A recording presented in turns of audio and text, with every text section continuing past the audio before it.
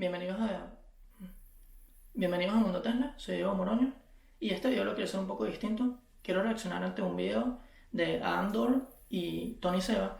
Ellos al final son dos inversores y dos analistas independientes que se enfocan en la disrupción del sector de la energía que se está viviendo hoy en día. Y tienen varios videos, me gustaría realmente hacer una reacción ante muchos de ellos, pero hoy nos vamos a enfocar en uno que comenta cómo realmente los analistas tradicionales en el mundo y con los consecuentes analistas al final se forma toda una economía en base a ese análisis que se está creando. Y ellos están comentando que al final el sector de la energía tradicional va a seguir produciendo constantemente hasta el 2030-2040, a pesar de que se está dando un cambio. Entonces ellos comentan al final cuál es este cambio. La verdad me parece muy interesante, así que bueno, vamos a por ello. Yo personalmente he tenido muchísimas conversaciones que me comentaban siempre lo mismo, y al ver este video yo creo que se basa en eso, es que al final las personas obtienen la información de ya sea el Estado o los analistas tradicionales y entonces piensan que el sector de la energía tradicional va a perdurar, pero al final los fundamentos son los que están hablando por sí mismos y ya llevan hablando de hace 10 años pues prácticamente. Entonces bueno, vamos a seguir con el video. Cuando quiera comentar alguna cosa, algún inciso, y espero que les guste. For the past 10 years, a financial bubble in conventional energy assets has been gathering steam. Mainstream energy analysts have ignored actual market data and have enabled the mispricing and overvaluation of conventional energy assets. It started with natural gas disrupting coal in the United States. Over the last decade, half of the US coal fleet has been decommissioned, and the market capitalization of the coal industry has fallen by more than 99%, from over 500 to just under 5, as measured by the Dow Jones US Coal Index. And the index itself was quietly discontinued in September of 2020. Yet, despite this clear evidence of disruption and collapse, the U.S. Energy Information Administration has predicted a recovery for coal every single year for the past 10 years. Now, as with natural gas fracking, mainstream analysts have also ignored competition from solar, wind, and batteries year after year for the past 2 decades, predicting that they will grow only slowly and linearly despite clear evidence of sustained exponential growth. Today, solar and wind are the cheapest sources of energy, period. Not just that, the total cost of nearly firm power, that is, solar plus 4 hours of storage, is cheaper than the operating cost of conventional generation. Even if the conventional power plant itself were free, the fuel, operating, and maintenance costs are higher than the total costs of solar, wind, and battery. In our previous research, we showed that the costs of solar, wind, and batteries will fall by another 70% by 2030. So what natural gas did to coal in the 2010s, solar, wind, and batteries will do to all conventional energy technologies in the 2020s: coal, gas, nuclear, and hydropower alike.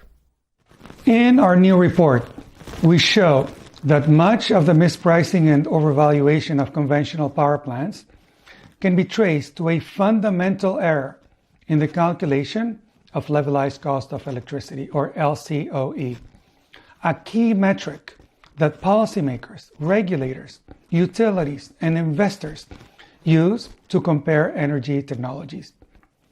Virtually all widely cited sources of LCOE analysis assume that newly built coal, gas, nuclear, and hydro will be able to successfully sell the same amount of electricity year after year from now through 2040 and beyond. Market data show that this assumption is totally false. So let's first review the concept of LCOE and then dive into the mistakes of mainstream analysis and the multi-trillion-dollar implications for society. LCOE averages the total costs that a new power plant will incur during its financial lifetime, divided by the total amount of electricity that the plant will generate and sell during that same period. This gives a cost per unit of energy, usually dollars per megawatt hour or per kilowatt hour, that regulators, investors, and other decision makers can use to compare different technology options. As you might imagine, the calculation is very sensitive to the amount of electricity you assume that the plant can generate and sell. If a plant produces and sells less electricity, then the cost per unit of electricity will be higher, especially because a large portion of the plant's costs are fixed, meaning that they stay the same regardless of plant output. No matter how much power plants produce, they have to pay for operating and maintenance costs and repayment of their initial capital investment, their mortgage. In standard LCOE calculations, the total amount of electricity is determined by the power plant's capacity factor, or utilization rate. Imagine you own a commercial vehicle, say a taxi, before Uber. If a taxi had the potential to drive 100,000 miles per year, then driving at 100,000 miles in the first year gives a capacity factor, or utilization rate, of 100% for that year. If it only drives 50,000 miles, then it would have a capacity factor of 50% for its first year. And if it only drives 10,000 miles, then it would have a capacity factor of 10% for that year. The less the taxi's capacity is utilized, the more each mile it drives costs. Similarly, if a 1 megawatt coal power plant ran at full capacity for every single hour of its first year, then it would sell 8,760 megawatt hours of electricity and have a capacity factor of 100% for that year. If the same plant only managed to sell half that much electricity, then its capacity factor would be 50%, and so on. The less the plant's capacity is utilized, the more each megawatt hour of electricity would cost. Now remember, we're not just talking about owning and operating a power plant for 1 year. The financial lifetime of these assets is decades, 20, 30, 40 years. So to calculate LCOE, we have to add up all the electricity generated and sold over that entire lifetime. And again, the calculation is very sensitive to the capacity factor, because that is what determines the quantity of electricity produced. And here we come to the crucial issue. Mainstream LCOE analyses assume that capacity factor, and thus electricity generation and sales, will start at an unrealistically high rate and then remain constant year after year after year for a power plant's entire 20, 30, 40-year long lifetime. But these are fundamental errors. First, capacity factor will not start at a higher rate than market reality. And second, capacity factor will not remain constant. It would be like telling investors and city planners that taxis were going to have a high and constant capacity factor for decades to come, even as new ride-hailing technologies like Uber and Lyft are disrupting that market. Power plant capacity factor will at best match the market in its first year. And then it will decline as conventional power plants are outcompeted and disrupted by newer technologies. Because they overestimate capacity factor, and therefore how many units of electricity these power plants will be able to sell in the future, all of these widely cited sources dramatically underestimate the LCOE of new coal, gas, nuclear, and hydroelectric power plants.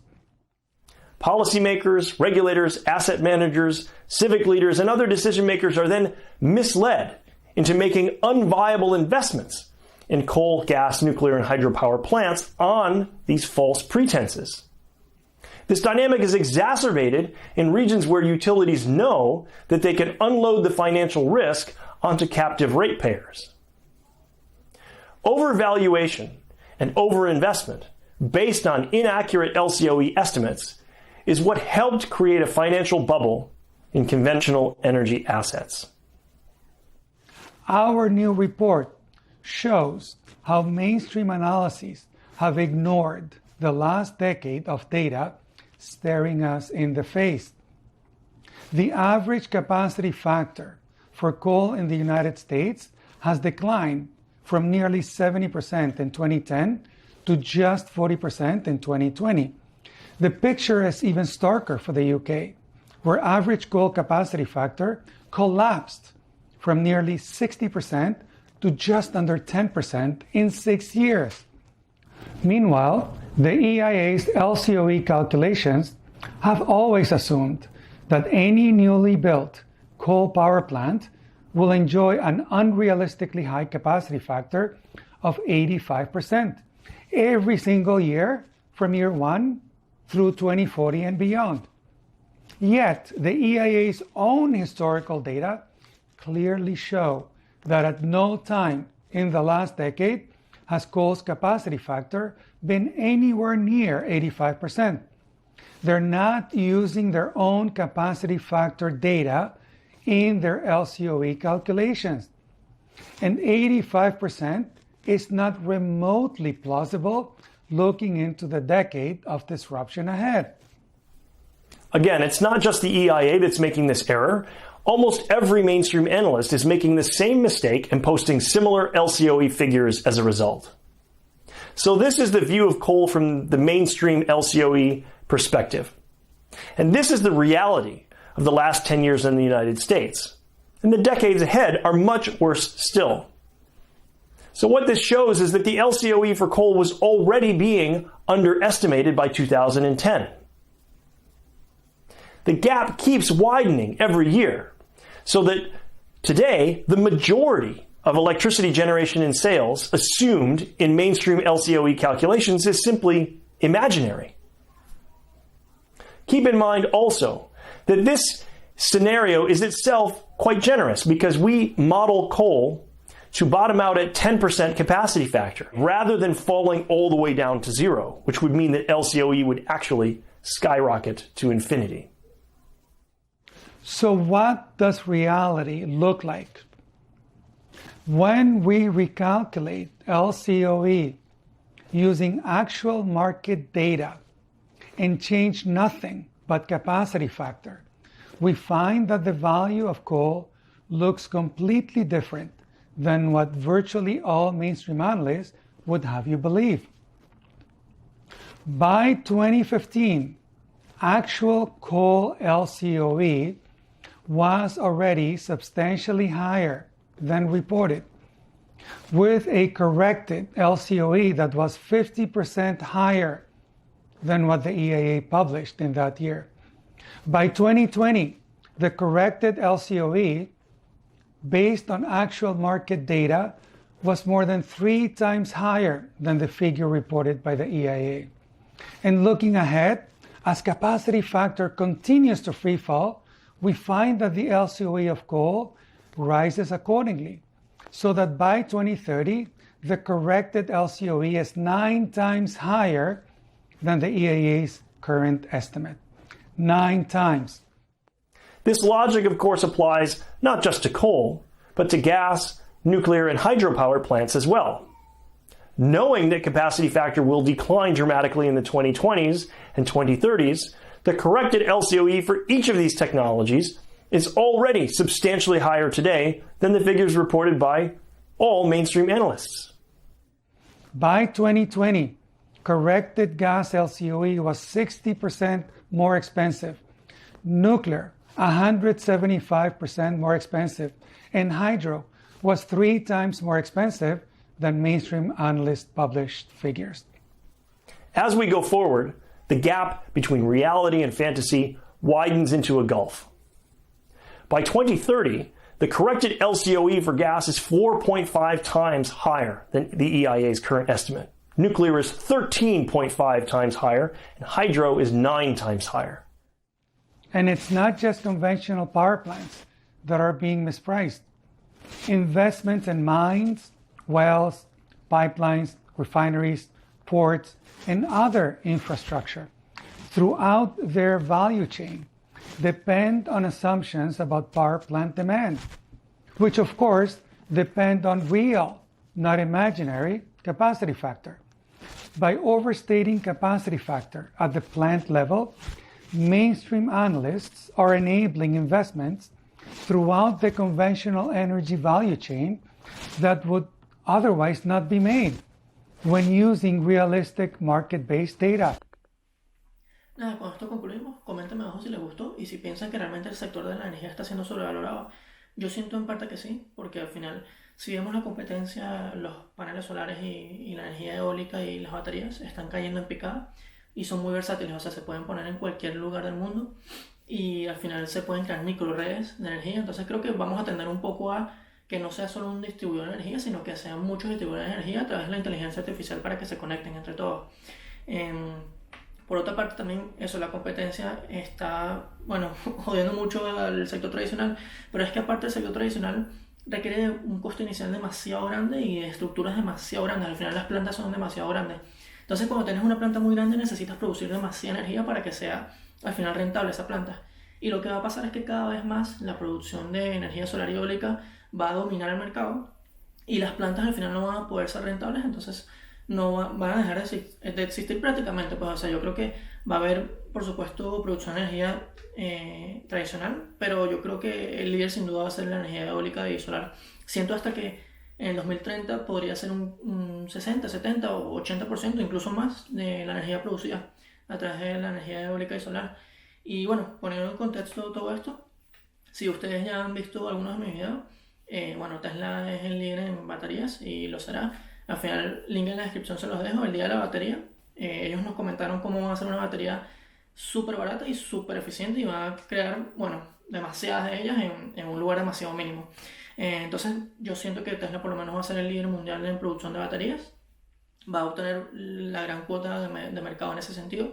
Y en paneles solares sí veo que hay más competencia, pero creo que al final Tesla tiene un producto, sobre todo a nivel individual, que podría ayudar muchísimo. Y tengan en cuenta que Tesla es un ecosistema de al final de productos, el hardware de la energía que produce energía, almacenas, pero también se puede redistribuir esa energía a través de la inteligencia artificial, porque al final ellos dominan mucho el software. Y lo que creo que puede pasar es que Tesla puede convertirse en una compañía de servicios eléctricos. Entonces simplemente ellos te venden las baterías y los paneles solares, o al final ellos mismos crean un lugar lleno de baterías y llenos de paneles solares y conectan toda la infraestructura de redes de energía y al final hacen compra y venta con el algoritmo de inteligencia artificial que ellos tienen. Todo esto se los explico mejor en mis videos, la verdad. Este video, por lo menos este video de energía, está muy bueno porque explica cómo Tesla puede ser el jugador dominante en el sector de la energía tradicional. El sector de la energía tradicional es el sector más grande del mundo. O sea, de las 10 compañías más grandes del mundo, 8 o 6 son compañías de energía, imagínense. Entonces, bueno, siento que Tesla puede tener una cuota de mercado muy grande en esto y la cotización de Tesla en valor de mercado puede ser enorme. Además de que, por supuesto, van a cambiar el mundo porque creo que vamos a empezar a tender a no una planta que genere toda la energía, sino que nosotros mismos podamos generar la energía, pero también la distribuyamos de forma eficiente. La vendamos cuando sea más caro y la compramos cuando sea más barato y así sucesivamente, pues. Entonces sí siento que al final el precio va a tender a bajar y gran parte de esto es las paneles solares y la energía. Hoy no se está teniendo en cuenta porque se está sobrevalorando la energía tradicional existente. Yo creo que, bueno, puede ser por al final motivos por detrás o simplemente porque las personas se adhieren a lo que ya conocen, que esto yo creo que también puede ser en una parte por esto, pero sí yo siento que vamos a ver en la próxima década un cambio estructural muy grande. Y bueno, nada, aquí lo dejamos. Espero les haya gustado, coméntenme todo lo que quieran abajo y muchas gracias.